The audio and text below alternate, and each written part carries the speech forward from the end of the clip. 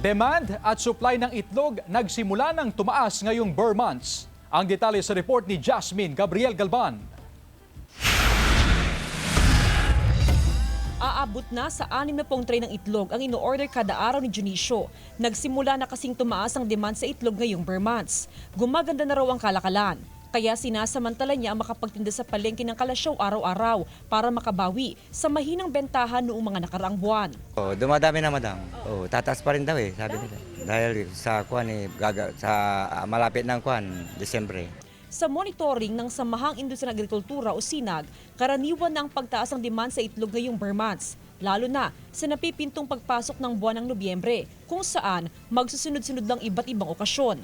Pero we expect na medyo tataas yung demand ng itlog. Kasabay ng pagtaas ng demand sa itlog ay unti-unti na rin na dumarami ang supli ng itlog. Halos 2 linggo na rin na walang problema sa supli ng itlog sa Kalasyaw, Pangasinan. Ayon sa ilang negosyante, 2 linggo na raw na walang paggalaw sa presyo ng itlog. Pero para sa mga mamimili, mataas pa rin daw ang presyo nito. Nasa 8 piso hanggang 10 piso ang kada piraso ng itlog sa Kalasyaw Public Market. Ano lang, 2, 3, ganun. Tingi-tingi lang. O hindi ho kaya ng tray? Opo, hindi kaya ng isang tray. Dati isang tray, kasi 125, opo. Ngayon, 270. Hindi pa masabi sa ngayon kung magkakaroon ng pagbaba o pagtaas sa presyo ng itlog sa mga susunod na araw. Pero ayon sa SINAG, karaniwan na kapag tumataas ang demand ay bahagya ring tumataas ang presyo ng itlog.